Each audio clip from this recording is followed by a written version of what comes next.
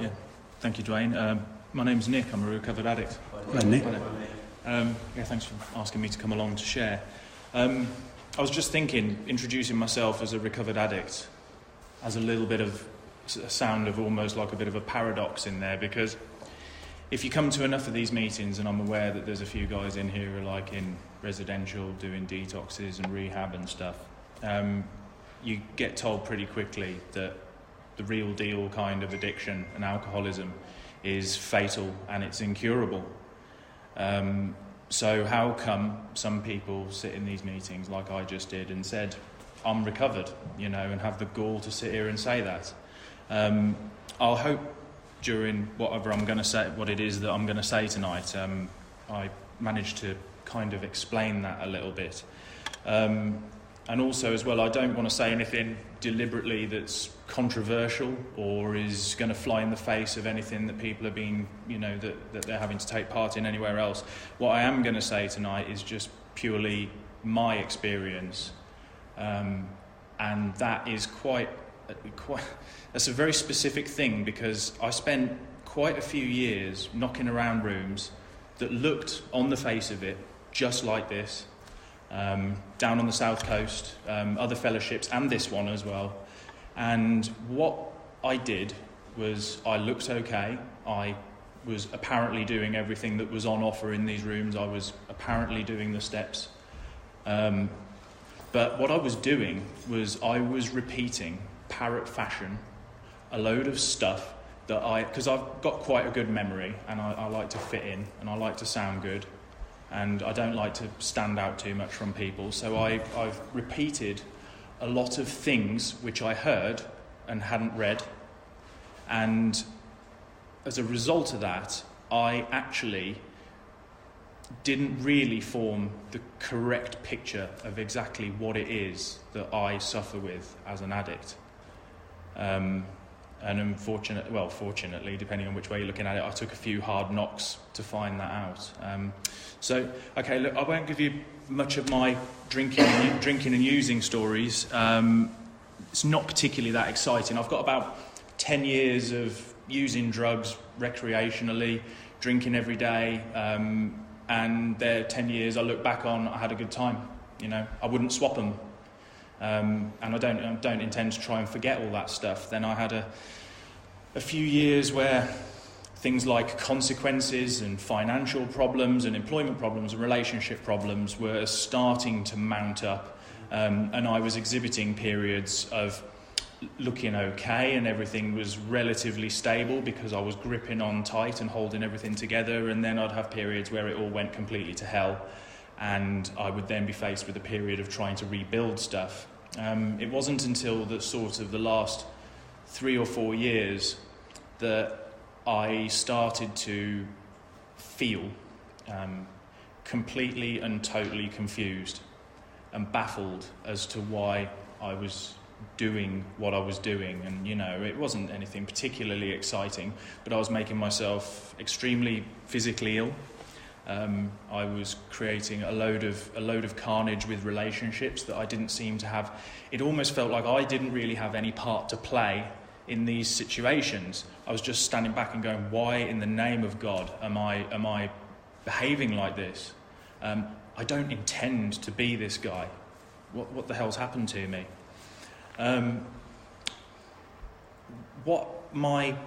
The fundamental essence of my problem is, I think it's fair to say that if you're anybody out on the street, non-alcoholics and addicts, your mum, your Uncle John, whoever, can get down with the idea that if one human being takes vast amounts of alcohol or a mixture of substances every single day, they're going to suffer for it. Everybody seems to be okay with that idea. It seems pretty straightforward and logical.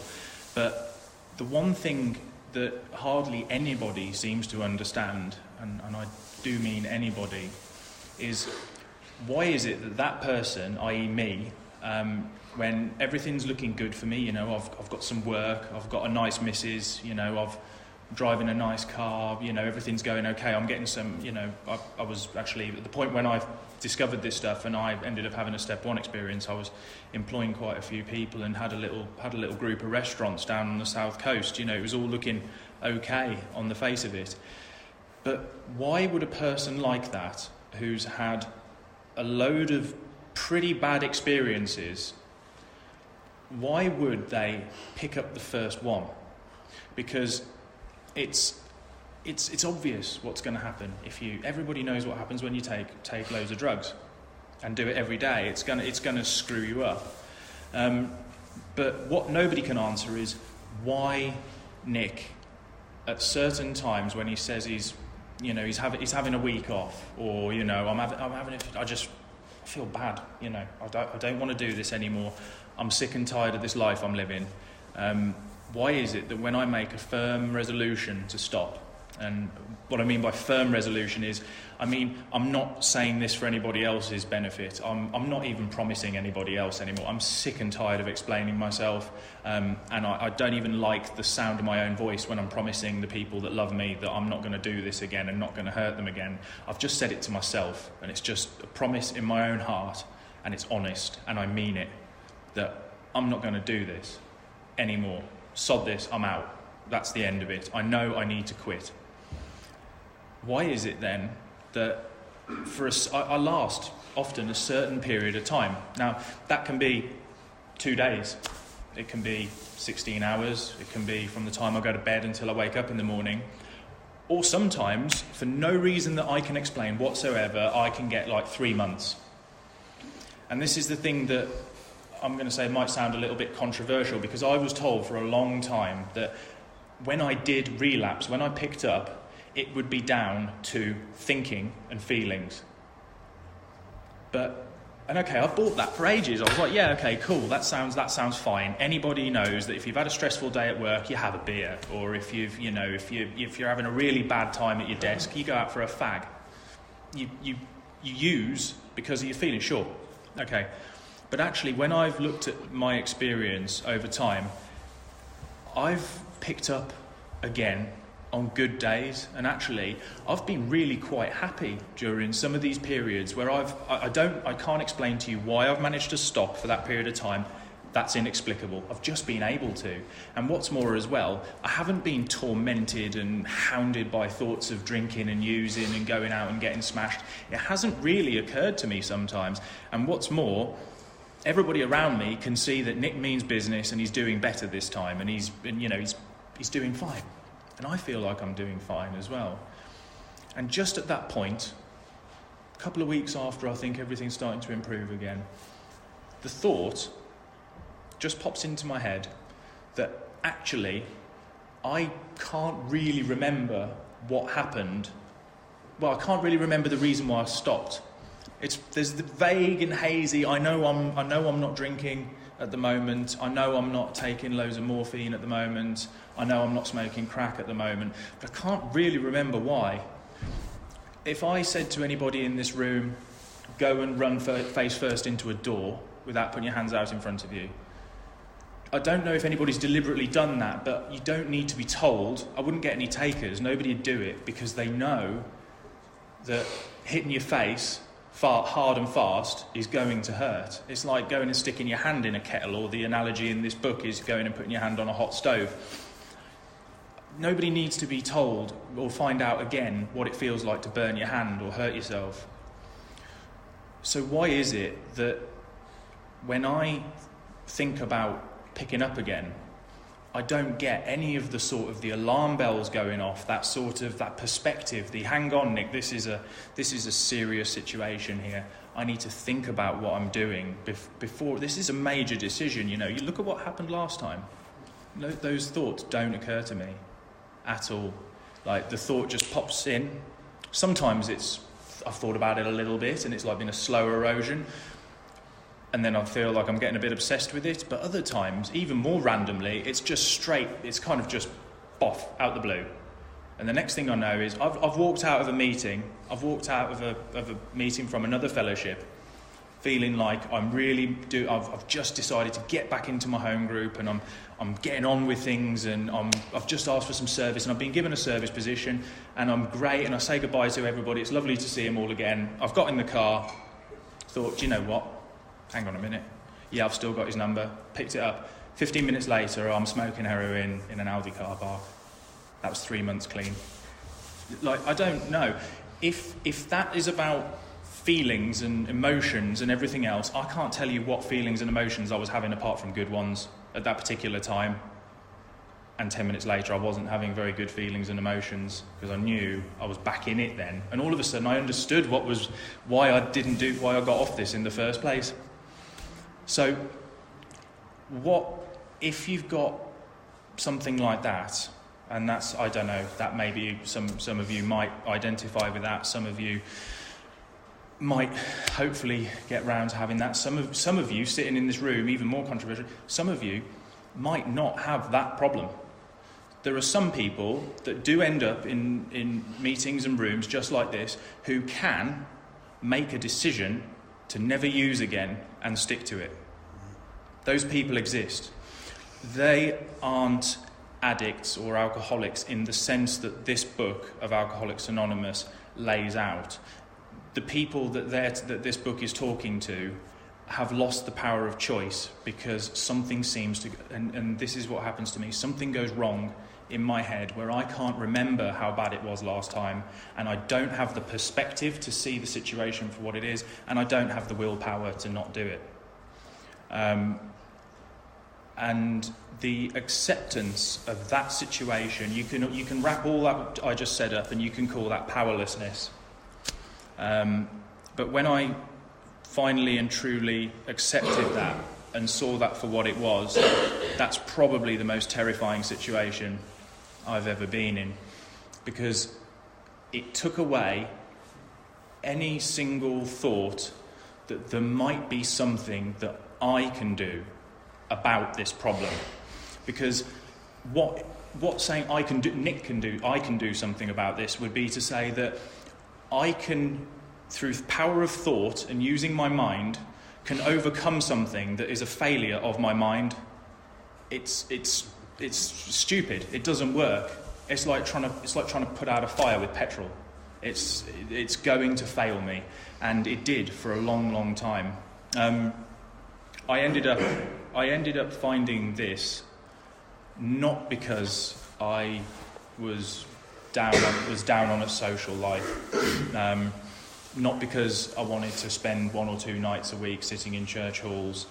I ended up getting to this point because, and the book does talk about this in quite a lot of detail, it mentions quicksand, bitter morasses of self-pity and despair, basically being very, very, very unhappy. And that's where I ended up. I ended up achieving a point of unhappiness that was so profound that actually I didn't really want to live anymore. I had lost all faith in myself, basically, just complete and total. I can't really tell you what that felt like at the time, but I remember having a moment where I woke up in the morning and my other half was next to me, and it was another one of those mornings where I woke up, halfway into a clock. I was going to have to go downstairs and have a big old use up, and then try and take some Dexedrine or something in order to be able to even get to work, because I was going to be so out of it. And I walked downstairs and I set everything up, and I just looked and I just went, I can't get out of this. I can't do this anymore. It's becoming too hard to live a life like this. And some part of me fundamentally accepted the fact, even though I didn't sum it up in the terms I just described it, some part knew that I couldn't get out of this. This was hopeless, absolutely hopeless. I ended up phoning somebody. I can't explain to you why, but it was I don't know why I phoned this particular guy. This guy was a member of Cocaine Anonymous. I hadn't spoken to him in years. He used to be a contractor that I used to occasionally do some work with. And I got in the car and I was in tears, and I rang this guy and I said to him, I think I said something along the lines of, I'm in a little bit of trouble. I think I've got a drug problem. is there any chance you could give me some advice? And the guy just sort of laughed, but he had some love in he's quite a jolly sort of quite big, larger than life character, and he just laughed down the phone at me, and he just went, "Nick, mate," he goes, "you're fucked." And he just went, he goes, "I've only got one thing for you, buddy." And he goes, you're gonna have to come back.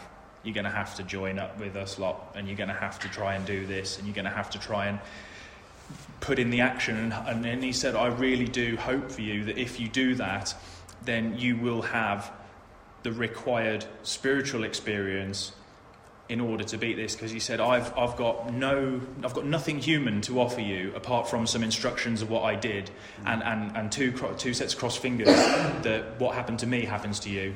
He said, because if not, he goes, I think you'll die. And that hit me hard. That screwed with me completely. But what he was doing was he was breaking me down and getting me ready to have a true fundamental step one. This admission of powerlessness. Anybody can do unmanageability. Anybody can think of problems that it's caused them and why they can't run their life properly. But to understand that I've got something mentally wrong with me that can't be defeated through mental means, should leave. It's a pretty bad bit of news to give somebody, really. I got on with this work, and I thought that what I was doing by doing these steps was essentially a relapse prevention strategy. I thought it was me doing something that prevents a relapse. And that's easy to see, we say come in, do the steps, get a sponsor, read the big book, do what it says in there, and you too can have a life that's, for the rest of your life you don't ever have to use again. There's some big promises being made there. What it took me a long time to learn was, fortunately, actually, the higher power that I appealed to, that stepped in and helped relieved me of that incurable problem, doesn't actually care at the start whether or not I believe in that, or whether or not my understanding of this program is thorough and proper. It helped anyway, as long as I put some actions in at the beginning and continue. Well, no, not just at the beginning, but continue to put those actions in. I got taken through these steps quickly. I got pushed through them pretty. My sponsor prodded me, and he said, "Look, I don't make a lot of things conditional, but you have to be putting an absolute all of your effort into this." And I thought that after a couple of months, well, this is getting towards the point where I don't usually last any longer than this. But I didn't feel like, and this is what I'm trying to explain about what is a spiritual experience. If you're new, or you kind of just walked in here and somebody's talking about addiction and everything about it, and then starts going on about spiritual experience, you're probably like, what the flying is that? How on earth? I'm coming in here with a desperate, I'm dying here. I need practical help. I need to stop using drugs. I don't need a higher power, and I don't need a spiritual experience. I need something to help me stop using. Well, they're one and the same thing. But I can't explain to you what a spiritual experience is. It says, our last step says, having a spiritual experience is the result of doing the steps. It's actually the experience that we hope that we have from doing the steps. But it seems to matter, and Dwayne might disagree with me on this, it seems to matter how much heart and how much just desperation that we go into these steps with. I've seen people look like they're doing it. I've taken people through the work that seem to be checking all the boxes off. They're calling in, they're making phone calls on time, they're getting their work done 2 days ahead of schedule. We're ready for a 5 early ahead of time.